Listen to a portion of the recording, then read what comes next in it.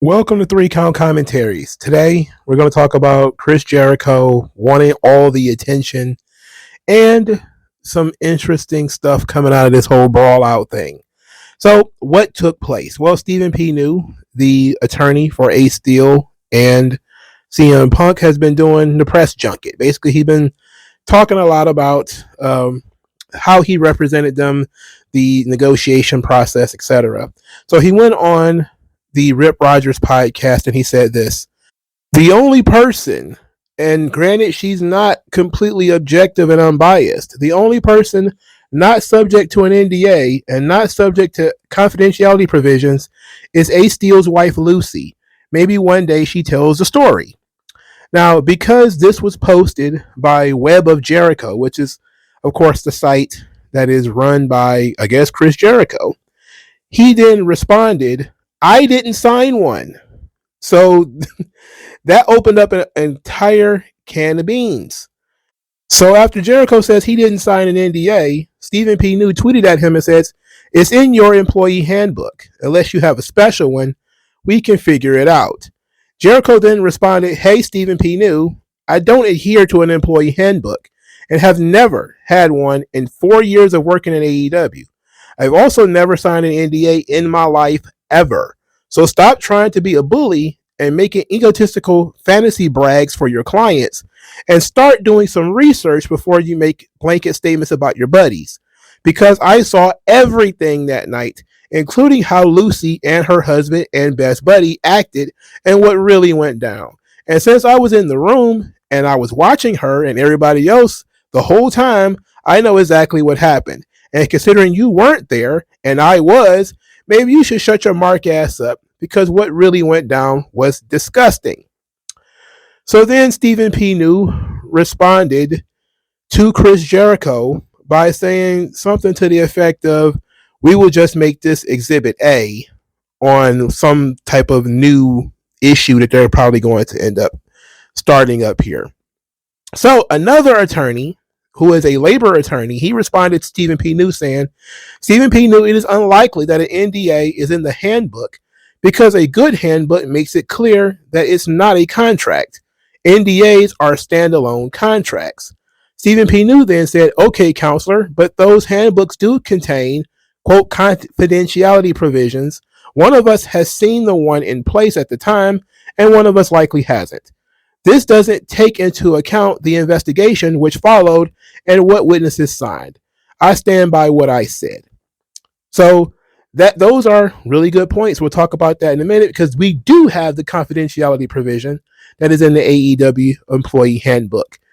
So let's talk about that right now since we're on the subject.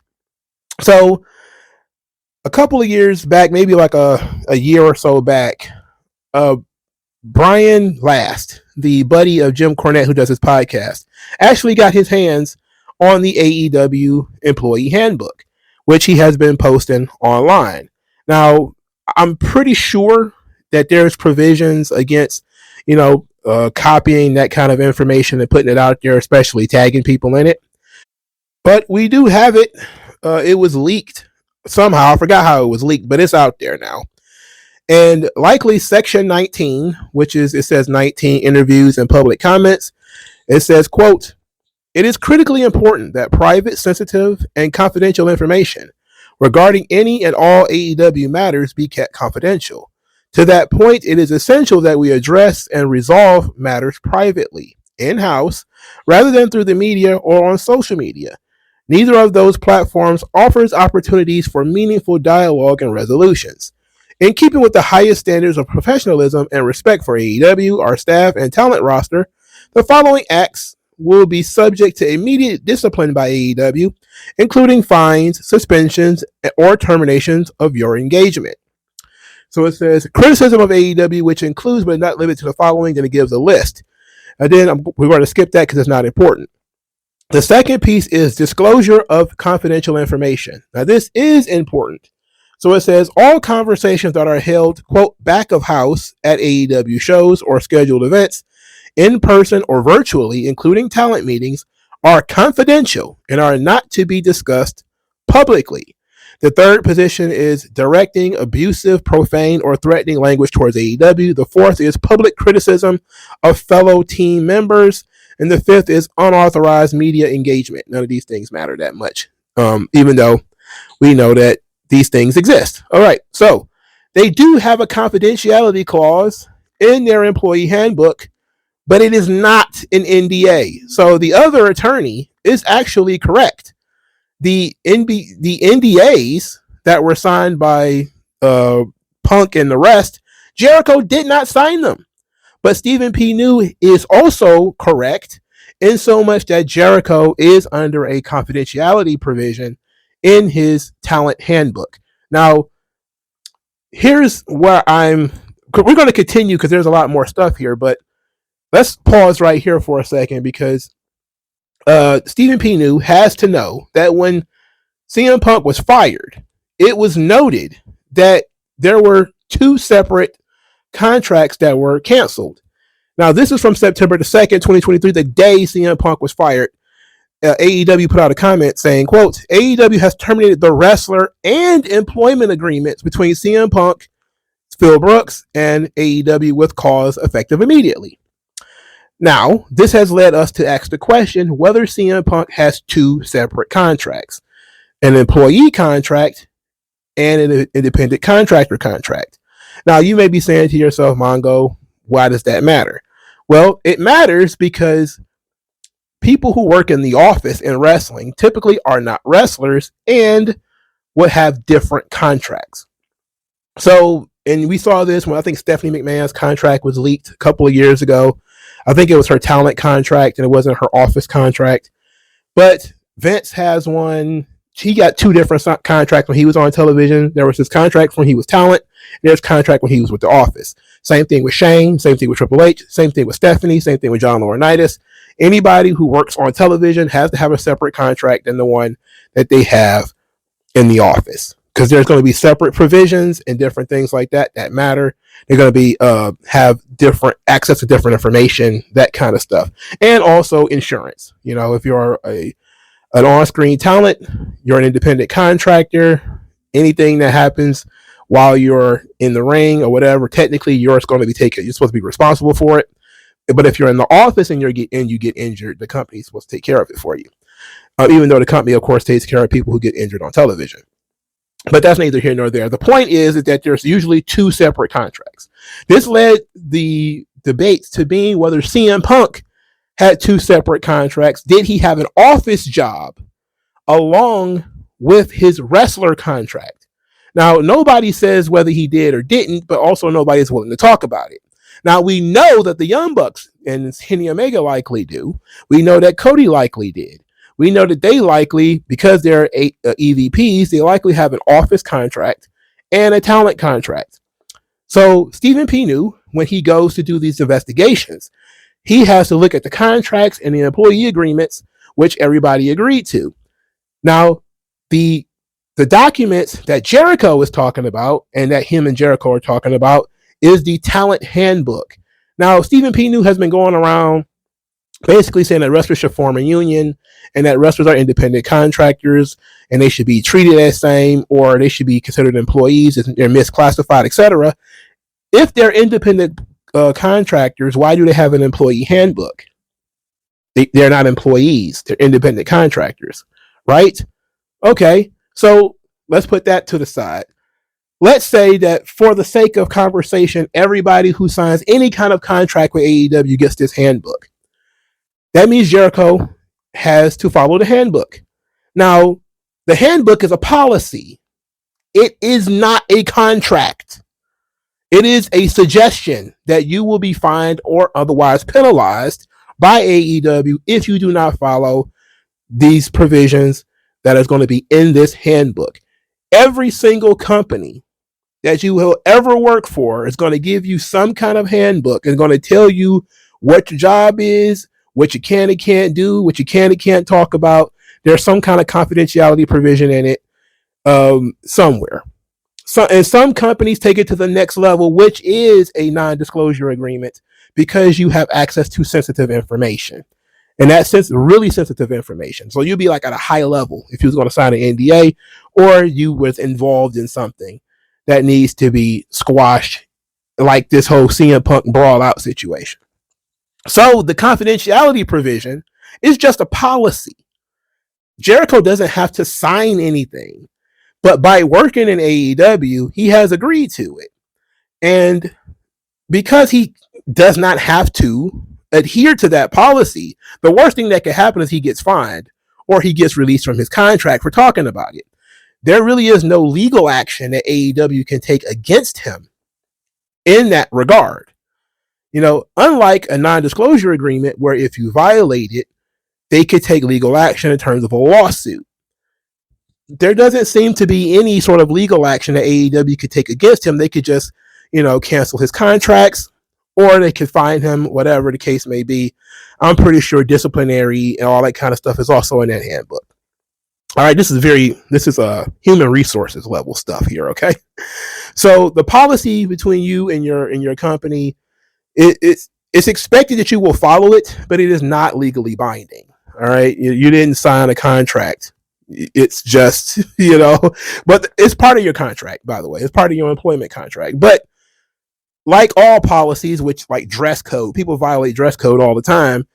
You could be, sanctioned for it. Most of the time people aren't. There's usually some kind of policy over what time you're supposed to show up to work, and people are 15, 20 minutes late all the time. They don't get sanctioned for it, whatever. It'll be that similar kind of thing. Why? Because we know that people tweet recklessly in AEW and they haven't been getting fined and stuff. They're just now starting really to get fined for it and for that to really be enforced. So you can have these things in writing, but they are not enforced. And this is likely what caused the brawl out situation in the first place, is that because CM Punk was directly making comments about the Elite, he was in violation of the handbook. While the Elite were making backdoor comments to Dave Meltzer and all those guys and had those people spreading information, they were not in violation of the handbook because they were having private conversations with people when a lot of this stuff is about public conversations. And we know that they were gossiping, and because other wrestlers have complained about it. Again, Malachi Black complained about how he would talk to people privately, and lo and behold, these things pop up on the wrestling media because he was having private conversations with people and he didn't appreciate it. This is obvious. It's out there. You don't need to make any guesses about it. He made a video about this. He probably took it down since then, but I'm pretty sure if you Google Malachi Black personal information AEW, it'll come up. Okay. So now we know that there is a difference between the NDA and a confidentiality provision. It is expected that people are going to adhere to the confidentiality provision in their employee handbook. That's why it's there. Jericho says, I've been saying whatever I want to say. I'll do whatever I want to do. I'm not going to adhere to this thing. And so Stephen P. New is basically threatening to reopen and relitigate this issue to get Jericho to not talk about it. So then basically that begs the question, what's so bad about it that we can't talk about it? Of course, that becomes the big question. But because Jericho decided to jump out the window and make this all about himself again, various people, Jim Cornette mostly, decided that he was going to attack Chris Jericho. He says, God, Chris, it's Xmas. Slap Tony's dick out of your mouth. You got his dad's money the next 10 years and the Buckaroos will still let you play with the cool kids. You don't have to tell the truth. Just quit lying. Punk is sorry he made a difference in AEW business and you haven't. Brian Last also jumped in here, but we're going to ignore him. But Nick Hausman is the one that really kind of raised everybody's eyebrows because he quoted Chris Jericho and said, what about the NDAs you make other people sign? Which has nothing to do with this conversation. And it's just basically a way of muckraking. And to be quite honest, considering Nick Hausman is now like the personal PR guy for CM Punk, because Nick Hausman is from Chicago, so there we go, right? He basically is trying to allude that Jericho is doing some unsavory things So now there's a lot of people whispering that Jericho has affairs, and these women that he's having affairs with are being forced to sign NDAs. And look, whether that's the case or not, I don't know. We'll probably never know because there's NDAs involved. And ultimately, it doesn't matter anyway. As long as they're consenting adults, who gives a shit? But let's discuss that it might be. Jericho, for starters, Nick Hausman, deciding that this whole Jericho thing is not worthy of a story in and of itself, but he's going to attack it to a Twitter beef. It's the kind of scumbag behavior that I expect from wrestling media. I mean, how disgusting is that, really? We're going to bring this thing up at this particular point in time to distract from Chris Jericho, who might have a story to tell about the brawl out situation. Look, we know Jericho's been an attention whore. We're not getting off that point. But the bottom line is the only reason Nick Hausman is talking about this is not because he's found something salacious that's worth discussing. He's talking about this in order to distract from Chris Jericho talking about something else. That's sickening behavior. Are you a journalist, or is your job to be the CM Punk's public relations team? What the hell is wrong with these people? If you got a story, put it out there. Let the story be. The thing is, the story likely can't stand on its own. That's why he's bringing it up now. Because the story can't stand on its own. If he was to put out there, Chris Jericho has numerous NDAs. Okay, about what? Stolen money? Sexual harassment? What is it? We don't know. Do you know? If you know, why didn't you tell us sooner? Why are you waiting until just now when Jericho's talking about something else to bring this kind of stuff up? Likely because the story can't stand on its own. So using this to get attention on yourself, and this is what's tripping me out, is we're calling Jericho an attention whore, and we're correct in doing so. But look at all these people who cannot stop talking about this incident. It was a fight backstage, and we're still talking about it. Like, people don't get into fights all of a sudden. People don't get into fights all of a sudden. Jericho being attacked by like Cornette and Jim and I'm about to call him Jim. Brian Last is like, ha ha ha, it's funny, we get it. But ultimately, the disgusting behavior is that how we're going to circle the wagons. We're gonna now start talking about Jericho doing unsavory things when we didn't care about that before, apparently. Everybody's got some kind of thinly veiled threat we're going to throw out there all of a sudden. You know, like you're going to expose somebody or expose something special about this whole thing. Look, man, this thing could have easily been over with if we could have just taken the L and moved on. Now we got dudes signing contracts. Now we have to find out who signed what. Look, Jericho wasn't even in the room, man. 9 times out of 10, he's just fucking lying. Right? He wasn't even in the room. We know he wasn't in the room. Only thing that Jericho could do is whisper some gossip that he heard from other people. That's it. We know Jericho wasn't in there. Jericho wasn't a part of this. So the question being is, what does Chris Jericho know? Likely fucking nothing. If we're being honest, he likely has nothing good to add to this conversation. He has nothing useful to add to this conversation. He's just having it because he wants the attention, and he's getting it. But he ain't the only one. And we sitting back acting like he the only one. And the only repercussions that they really have is either they're going to fine him, suspend him, or release him from his contract for violating their company policy. But ultimately, so many people have violated company policy by talking about things online that they probably shouldn't, attacking each other online. Then Jericho doing so probably, it doesn't mean that much. But this is the biggest black eye of the company. Yes, it wouldn't matter. And I definitely think they probably would do something. And I think the CM Punk situation has created the current environment, I guess you could say. Much like when Chris Benoit died, WWE actually started taking the talent steroid testing seriously. Like it already existed. It existed in the 90s, but they didn't really care. It wasn't that stringent. They may catch a guy and they fine him, suspend him, or whatever. But they really started doing it after the Chris Benoit situation.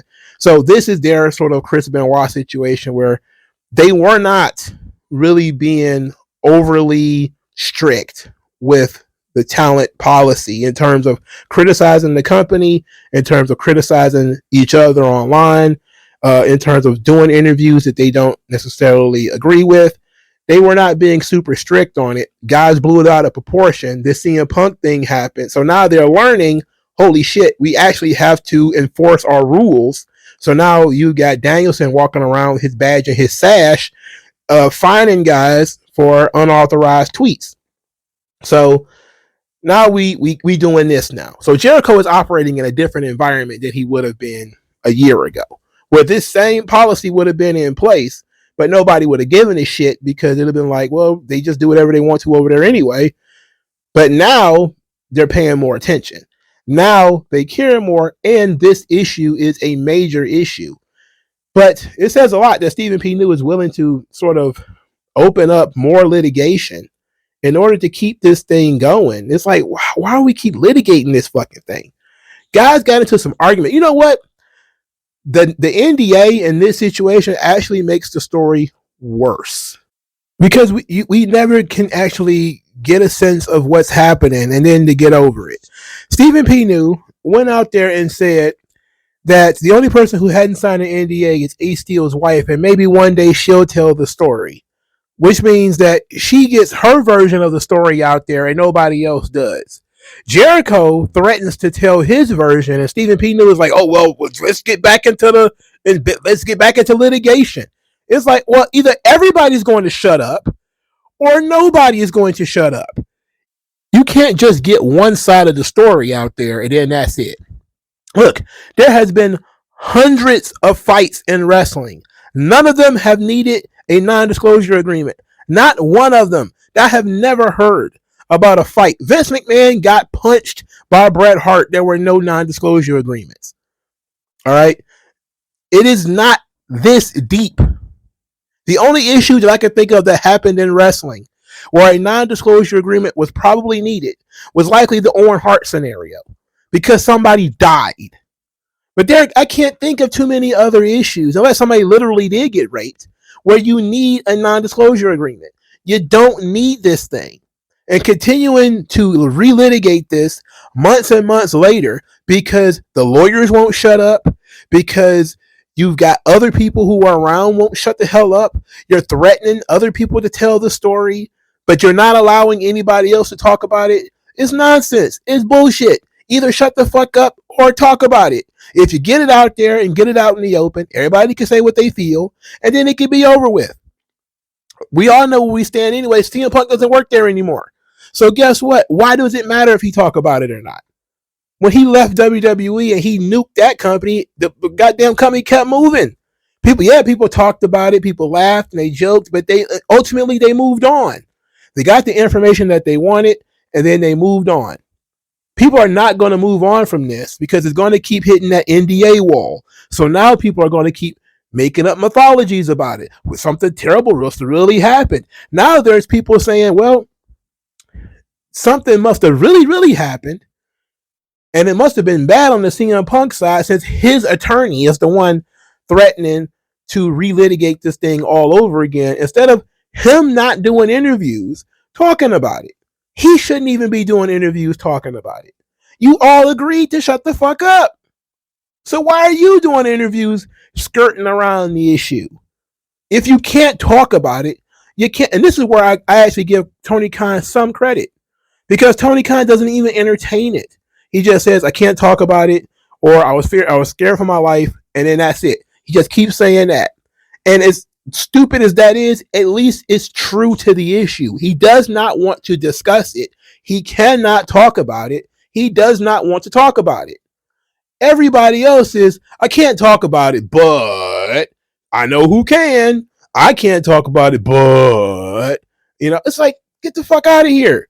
Nobody should be discussing it. And AEW should be reaching out and saying, Ace Steel's wife can't talk about this either.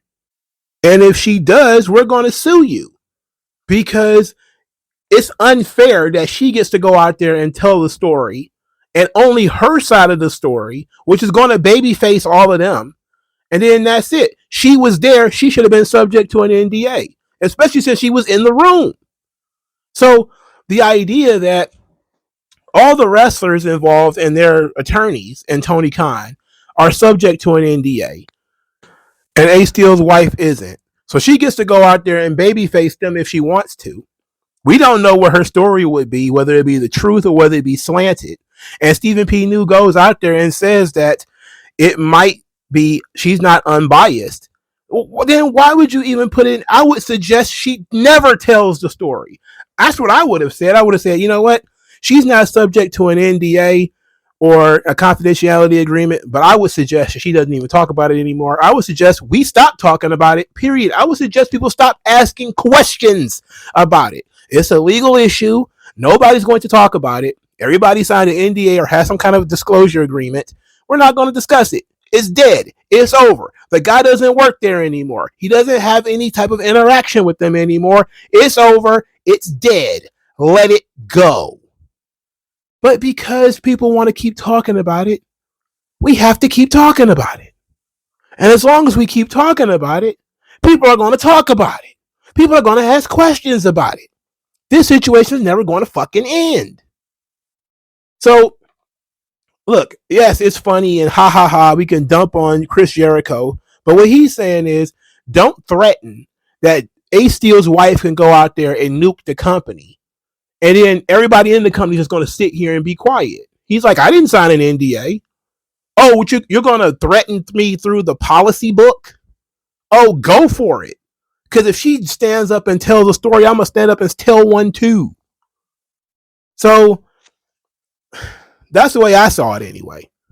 I'm seeing it as Stephen P. New is threatening to keep this issue going.